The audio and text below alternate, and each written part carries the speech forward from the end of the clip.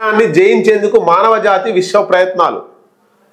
పుట్టినప్పటి నుంచి చనిపోయేదాకా కొంచెం తెలివి రాగానే సంపాదన సంపాదన సంపాదన వీటి మీదనే మనిషి దృష్టి పెడతాడు. ఎక్కడొచ్చినా తరతరాలు కూర్చొని తినే ఆస్తి అంతా కూడా సంపాదించాలి, బంగారం సంపాదించాలి, బంగ్లాలు సంపాదించాలి, డబ్బులు సంపాదించాలి, కార్లలో తిరగాలి, లగ్జరీగా ఉండాలి, ఇట్లా మంచి ఫుడ్ తినాలి. ఇట్లా ప్రతి ఒక్కరికి ఆ కోరికలు ఉంటాయి. కొంతమంది ధనవంతులుగా, మరీ ధనవంతులుగా, పెట్టుబడిదారులుగా ఎదుగుతున్నారు. మరి కొంతమంది పేదవారిగా, కడుపు బీదవారిగా ఆకలితో అలమటించి చనిపోతున్నారు. కొంతమంది తినడానికి తిండి మాత్రమే ఉండి మధ్య తరగతిగా ఉంటున్నారు. ఇది ఇట్లా నడుస్తున్నప్పుడు చనిపోయినప్పుడు ఎవరేం తీసుకుపోరు అంటారు కదా. ఏ బంగ్లా రాదు, ఏ కార్ రాదు, ఏ భూమి రాదు, ఏ 100 ఎకరాలు రాదు. మరి ఇది రానప్పుడు ఎందుకు సంపాదించాలి అనే ఆలోచన వస్తుందా? రాదు. నేను తింటా, లేకపోతే నా కొడుకు తింటాడు, నా మనవడు తింటాడు, ఎవరైనా తింటారు, సంపాదించడం వేస్తే అయిపోతుంది అనేటువంటి కాన్సెప్ట్. కానీ ఇప్పుడు అమరత్వం దిశగా మరణాన్ని జయించేందుకు, అంటే మరణం లేకుండా చేసేందుకు లేదా చనిపోయిన వారిని మళ్ళీ తిరిగి ప్రాణం పోసేందుకు శాస్త్రవేత్తలు చాలా విశ్వ ప్రయత్నాలు చేస్తున్నారట. దానికి సంబంధించిన వార్త దిశ పేపర్ రాసింది, ఒకసారి చూద్దాం. చనిపోయిన వారిని బతికించడం సాధ్యమేనా? ఇప్పటికే డెడ్ బాడీలను ప్రిజర్వ్ చేసుకున్న కొంతమంది. క్రయోజనిక్ టెక్నాలజీ ఏం చెబుతోంది? అమరత్వం కోసం కంపెనీలకు క్యూ కడుతున్న జనాలు, మృతదేహాన్ని భద్రపరిచి భవిష్యత్తులో మళ్ళీ ప్రాణం పోయడంపై ధీమాగా ఉన్న సైంటిస్టులు.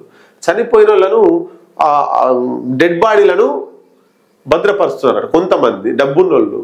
ఎందుకు? మళ్ళీ తిరిగి ప్రాణం పోయడానికి సైంటిస్టులు కొన్ని ప్రయోగాలు చేస్తారు. ఆ ప్రయోగాలు సఫలమైతే చనిపోయిన వాళ్ళకు మళ్ళీ ప్రాణం పోయొచ్చు. కాబట్టి మా వాళ్ళకు కూడా ప్రాణం పోసి లేపొచ్చు అని చెప్పి ఆ ఫ్రీజర్లో ఆ డెడ్ బాడీలను దాచిపెడుతున్నారట. మరి సాధ్యమేనా అంటే చూద్దాం. పూర్వం చిన్న చిన్న వ్యాధులకే మరణించే మనిషి అధునాతన వైద్యం సాయంతో ప్రాణాంతక వ్యాధుల నుంచి కూడా కోలుకుంటున్నాడు.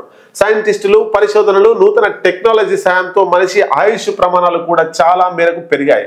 కానీ టెక్నాలజీ ఎంత వృద్ధి చెందినా మనిషి తన మరణాన్ని మాత్రం జయించలేకపోయాడు.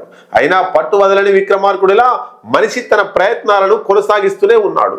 ఆ క్రమంలోనే క్రయోజనిక్ టెక్నాలజీని ఉపయోగించి చనిపోయిన మనిషికి భవిష్యత్తులో ప్రాణం పోయాలని సైంటిస్టులు విశ్వ ప్రయత్నాలు చేస్తున్నారు. ఇప్పటికే పలువురు తమ మృతదేహాలను సైతం ప్రిజర్వ్ చేసుకోవడం గమనార్హం. వాస్తవానికి అమరత్వం సాధ్యమేనా?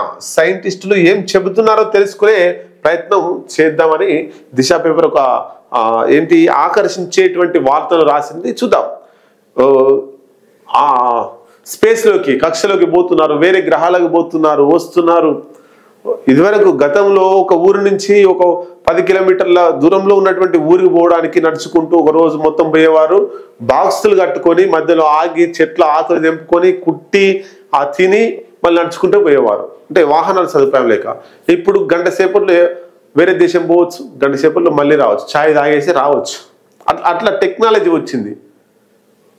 బుల్లెట్ రైలు అని, స్పీడ్గా పోయే రైలు, వందే భారత్ రైలు, ఇట్లా అన్ని టెక్నాలజీ వచ్చింది. కానీ మనిషి చనిపోతే బతికించేటువంటి టెక్నాలజీ లేదు.